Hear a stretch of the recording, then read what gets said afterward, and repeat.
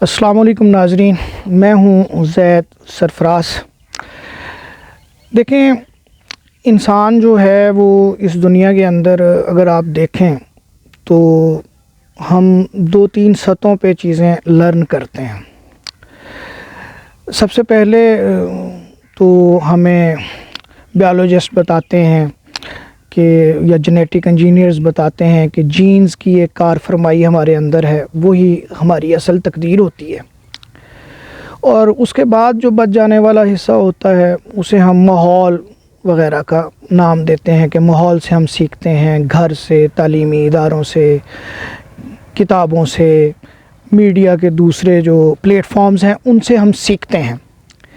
تیسری چیز جو ہوتی ہے وہ ایڈ اور ڈیلیٹ کر دینے والی آپ کے اندر ہوتی ہے، کیونکہ ماحول پہ آپ کا اختیار نہیں ہوتا۔ آپ کس تہذیب میں پیدا ہوئے، کس ملک میں پیدا ہوئے اور کس فیملی میں پیدا ہوئے، ظاہر ہے یہ آپ سے نہیں پوچھا جاتا۔ اور جو جینز کی کار فرمائی ہے یا جو جینیاتی عمل ہے اس میں بھی ظاہر ہے یہ تقدیری چیز ہے، تو وہ بھی ہمارے اختیار میں نہیں ہے، وہ قدرت کی طرف سے ہمیں ملتی ہے۔ تیسری چیز جو ایڈ اور ڈیلیٹ کر دینے والی ہوتی ہے وہ بہت کم حصہ ہوتا ہے۔ تو ایسے میں جو ہمیں ارد گرد ہمارے جو ماحول اور تعلقات ملتے ہیں اس میں انسان کے، یعنی اگر مرد ہے تو عورت سے اس کا تعلق، اور عورت ہے تو اس کا مرد سے تعلق، پھر اسی طریقے سے اس کائنات سے ہمارا تعلق، یہ ساری چیزیں جو ہیں وہ ہمارے ساتھ ساتھ چلتی ہیں۔ اس وقت دنیا کے اندر جو انسان جن سماج کے اندر، جن تہذیبوں کے اندر، جن معاشروں میں رہ رہے ہیں، وہاں پہ جو حاکمیت ہے وہ ریاست کی ہے۔ اور ریاست آپ جانتے ہیں کہ وہ قانون اور طاقت اور جو بھی جدید چیزیں ہیں یا ماڈرنٹی نے جو قانون کی حکمرانی یا حکمرانی کرنے کے جو ٹولز پیدا کیے ہیں ان کے ذریعے سے چلتی ہے۔ تو تعلیم اس کے پاس ہے، معیشت اس کے پاس ہے اور قانون اس کے پاس ہے۔ تو ایسے میں وہ ایسی قانون سازی کرتی ہے کہ جو فرد کے ساتھ فرد کا تعلق کو بتاتی ہے، اور وہ یہ بتاتی ہے کہ یہ اسے کرنا ہے، یہ نہیں کرنا، یہ غلط ہے یا یہ صحیح ہے۔ تو وہ چیزیں جو پرانے دور میں یا پرانی سویلائزیشنز کے اندر، تہذیبوں کے اندر جو فرد ہوتا تھا وہ اپنی ثقافت اور کلچر سے سیکھتا تھا، اب اس میں قانون کی دخل اندازی ہو گئی ہے۔ یعنی پہلے جو تہذیبیں اور سویلائزیشنز تھیں وہ عموماً آپ کے گھر کے باہر ہوتی تھیں، اور گھر کے اندر جو آپ کا تعلق ہے یا سماج کے اندر جو آپ کا تعلق ہے وہ قانون کے دائرے میں نہیں آتا تھا۔ لیکن اب ہر چیز جو ہے وہ قانون کے دائرے میں آ گئی ہے، حتیٰ کہ مرد اور عورت کا تعلق، یعنی میاں اور بیوی کا تعلق جو ہے وہ بھی ایک طرح سے قانون کے دائرے کے اندر آ گیا ہے، اور قانون ہی فیصلہ کرتا ہے کہ کس عمر میں اس کی شادی ہوگی، کس عمر میں جو ہے وہ شادی نہیں ہو سکتی۔ اسی حوالے سے پچھلے کچھ دن پہلے میں نے ایک ڈرامہ مجھے سجیسٹ کیا گیا۔ بدقسمتی یہ ہے کہ ہمارے ہاں جو ڈرامہ ہے وہ NGOز کے ہتھے چڑھا ہوا ہے۔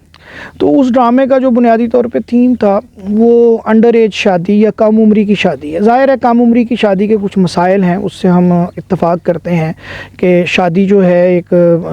سوچا سمجھا فیصلہ ہوتا ہے اور ایک انسان پہ کچھ ذمہ داریاں آتی ہیں،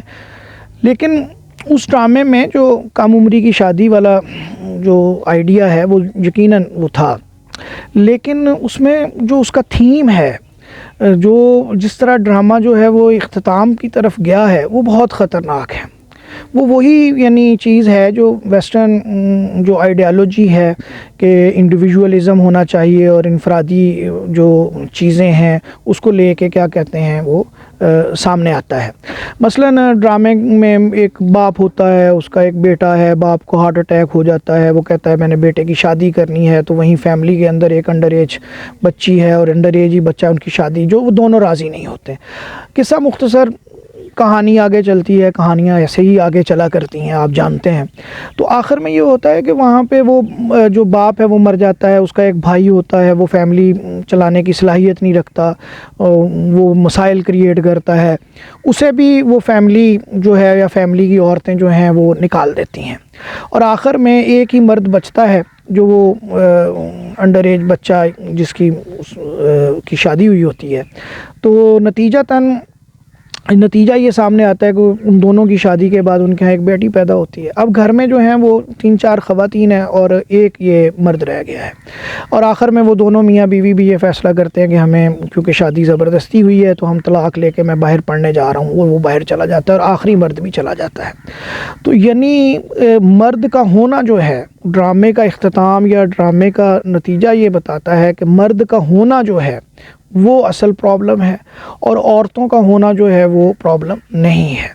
تو یعنی یقیناً آپ کچھ سماجی موضوعات پہ جب کوئی اٹیمپٹ کرتے ہیں تو اس سے کچھ طبقات کی دل آزاری بھی ہو سکتی ہے, کچھ لوگوں کو اچھا بھی لگ سکتا ہے, کچھ لوگوں کو برا بھی. لیکن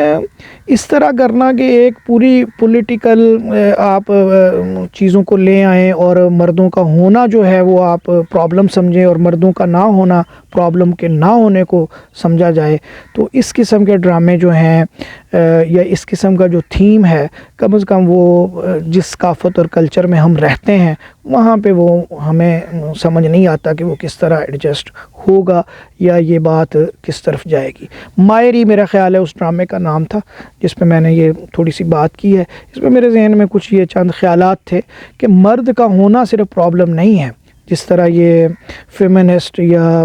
فیمنسٹ اثرات کے تحت اس ڈرامے کے اندر مرد کے ہونے کو پرابلم بتایا گیا ہے. تو مرد کا ہونا پرابلم نہیں ہے, پرابلم کہیں ہمارے طبقاتی نظام کے اندر ہے, یا جو عورت کا رول ہے یا جینڈر رول جسے ہم کہتے ہیں اس کے اندر کچھ پرابلمز ہو سکتے ہیں. یقیناً اس کو اس کی انجینئرنگ بھی کی جا سکتی ہے تعلیم کے ذریعے سے اور مختلف چیزوں کے ذریعے سے, لیکن یہ کہنا کہ مرد ہی پرابلم کا باعث ہے, یا جس طرح ایک کتاب بھی غالباً میری نظر سے گزری تھی, اس کا کوئی کسی عرب خاتون کی تھی